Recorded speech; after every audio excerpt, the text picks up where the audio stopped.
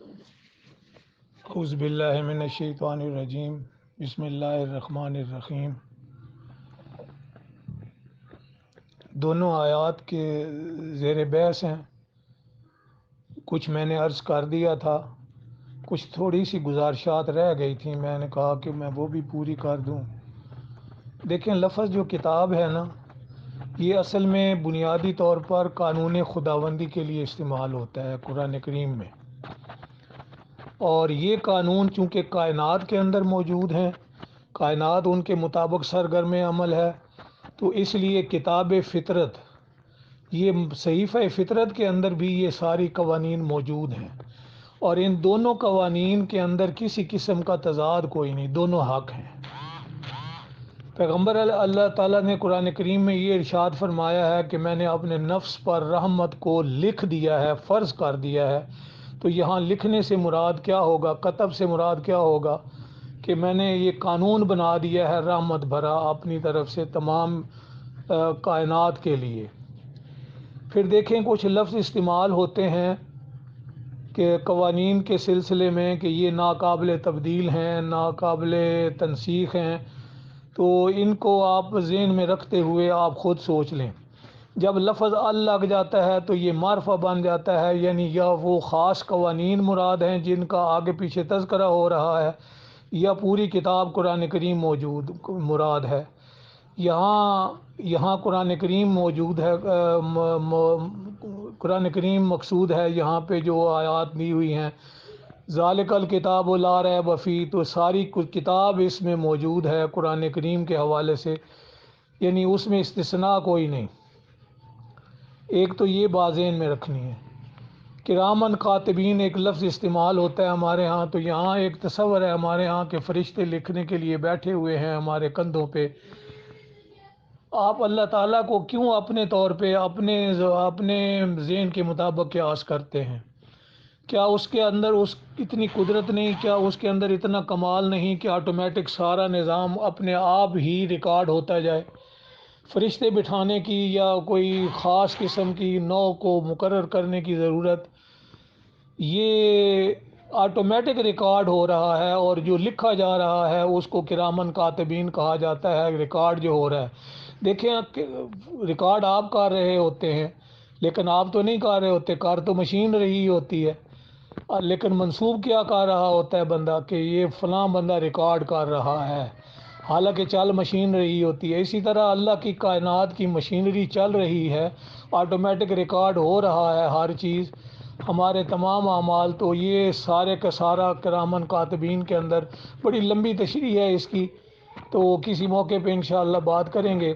اسی طرح سے ہمارے ہاں ایک تصور ہے علیین کا اور سجین کا، کہ مرنے کے بعد روحیں کہاں کہاں جاتی ہیں، تو ہم نے وہ مقام بنائے ہوئے ہیں۔ قرآن کریم میں کہا ہوا ہے وما ادراک ما علیون کتاب مرقوم، یہ تو کتاب مرقوم ہے، یعنی یہ لکھا جا چکا ہے کہ کون کون اعمال کریں گے، کون کون سے اعمال کریں گے جس کے نتیجے میں وہ اعلیٰ مقام کے حامل ہوں گے۔ اسی طرح سجین کے بارے میں ہے قرآن کریم کے اندر وما ادراک ما سجین کتاب مرقوم، یہ کتاب مرقوم ہے، لکھا ہوا ہے قانون مکافات عمل کے مطابق، رزلٹ مرتب ہو گئے ہیں، ہو رہے ہوتے ہیں اور ہو جائیں گے۔ قرآن کریم منشے شہود پر ان کو لے آئے گا اللہ تعالیٰ قیامت والے دن بھی اور اس دنیا میں بھی۔ تو یہ سارے کے سارے اسی طرح سے ایک اور بات ذہن میں رکھیں، لکھا قرآن کریم میں ہے کہ ہم نے ہر قوم کے لیے ایک اجل مقرر کر دی ہے، تو اجل کے وہاں پہ بھی لفظ کتاب آیا ہے۔ پھر یہ لوح محفوظ کا جو تصور ہے، مجھے یہ بتائیں کہ اللہ تعالیٰ کے علم میں کیا نہیں ہے کائنات کے اندر جو کچھ ہو رہا ہے، ہونا ہے، ہوگا، یا جب کچھ نہیں تھا تو پھر بھی سب کچھ تو اسی کے علم میں ہی تھا نا، تو ہر چیز تو لوح محفوظ میں ہے۔ کیا میرا ہر عمل لوح محفوظ میں موجود نہیں ہے؟ کیا آپ کا عمل ہر قسم کا لوح محفوظ میں موجود نہیں ہے؟ تو پھر قرآن کریم کے بارے میں یہ کیا کہنا کہ وہ لوح محفوظ میں ہے؟ تو آگے پیچھے دیکھیں، جہاں یہ آیت آئی ہے 85/22 ہے غالباً، تو اس میں دوسری جگہ پہ کتاب مکنون لفظ استعمال ہوا ہے اس کے بارے میں کہ یہ جو ہے نا بل ہوا قرآن مجید فی لوح محفوظ، اس کے جو قوانین ہیں سارے کے سارے وہ اس کائنات کے اندر جاری اور ساری ہیں، تم بھی جاری ساری کرو اپنی معاشرتی زندگی میں۔ دیکھیں سورج، چاند، ستارے، زمین، آسمان، ہر چیز کائنات کی اپنی اپنی تسبیح اور صلات کر رہی ہے، اللہ کے بنائے ہوئے قانون کے مطابق سرگرم عمل ہے، کسی چیز کو بھی اس قانون سے سرتابی نہیں، ہر چیز اپنے اپنے قانون کے مطابق چل رہی ہے۔ تو یہ سارے قوانین صحیفہ کائنات کے اندر محفوظ ہیں، ناقابل تبدیل انداز میں، ناقابل تنسیخ انداز میں، کوئی ان کو بدل نہیں سکتا۔ تو یہ قوانین کی شہادت، قرآن کے قوانین کی شہادت کائنات پوری دے رہی ہے۔ تو اگر اسی لیے بار بار صحیفہ فطرت کا مطالعہ کرنے کی بات کی جاتی ہے، ایک تو یہ ساری بات۔ دوسرا جو 27/1 میں پہلے قرآن کریم آیا ہے، تو قرآن کریم کے آگے اس کی ساری صفتیں بیان ہوئی ہیں کہ یہ کتاب مبین ہے، ہدایت ہے، معزت ہے۔ تو اس لیے وہاں پہ ذرا تقدم اور تاخیر اسی لیے ہوتی ہے کہ وہاں ایک حکمت ہوتی ہے کہ پہلے لفظ کون سا لایا جائے اور بعد میں کون سا لایا جائے۔ یہ تھوڑی سی گزارشات تھیں، دوبارہ میں نے عرض کر دی۔ باقی جناب ممتاز صاحب، ہمیں آپ کی قابلیت پر اور آپ کی قرآن کریم پہ غور و فکر کی صلاحیت پر، اور جو قرآن کریم پہ آپ غور و فکر کرتے ہیں، تدبر کرتے ہیں، اس پر ہمیں ناز بھی ہے اور ہم آپ کی مثال بھی دے سکتے ہیں، شوق بھی ہے آپ کو۔ لیکن میری گزارش یہ ہے کہ پچھلے تمام بزرگوں کے کیے ہوئے کام کو سراہتے ہوئے ہم آگے چلیں۔ آپ نے فرمایا کہ پچھلے اولیاء، ہمارے علماء یا مفسرین کو یہ علم نہیں تھا۔ شاید آپ کے نالج میں ہو یا نہ ہو، 1927 میں ایک تفسیر چھپی تھی روح البیاں، روح الایمان، حضرت مولانا فتح دین انصاری ازبر۔ انہوں نے سارا قصہ آدم وہی لکھا ہے جو آج کی جدید مفسرین پیش کر رہے ہیں۔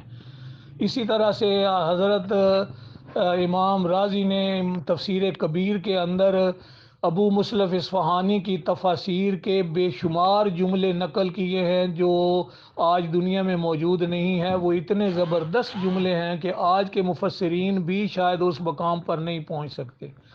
علامہ زمخشری کی جو کشاف ہے، اس میں علمی اور ادبی اتنے زبردست نقطے ہیں کہ بندہ حیران ہو رہ جاتا ہے۔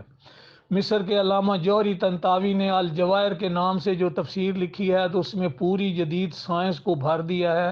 لیکن اصل میں بات یہ ہے کہ سائنسی نظریات ہر روز چینج ہوتے ہیں، صبح اور ہوتے ہیں، شام کو اور ہوتے ہیں۔ ہم چاہتے ہیں، یا ہمارا نظریہ یہ ہے کہ قرآن ان پر حاکم رہے، یہ قرآن ان کا محکوم نہ بنے، قرآن ان کا اسیر نہ ہو جائے۔ ہم وہی غلطی دوبارہ کر رہے ہوتے ہیں جو پچھلے لوگ کر چکے ہیں۔ یہ ہمیں سبق سیکھنا چاہیے کہ ہم اپنے وقت کے نظریات کے مطابق قرآن کو نہ بدلیں، بلکہ قرآن کی روشنی میں بدلتے نظریوں کو پرکھیں، ان کا جائزہ لیں، ان کے غلط اور صحیح ہونے کا فیصلہ قرآن کی روشنی میں کریں، اور قرآن کو پہلے سمجھیں، قرآن کو مقدم رکھیں۔ قرآن جو اپنے سیاق و سباق کے حوالے سے کہتا ہے وہ ہم تسلیم کریں، جو قواعد، ضوابط اور گرامر کے اصول ہیں وہ ذہن میں رکھیں۔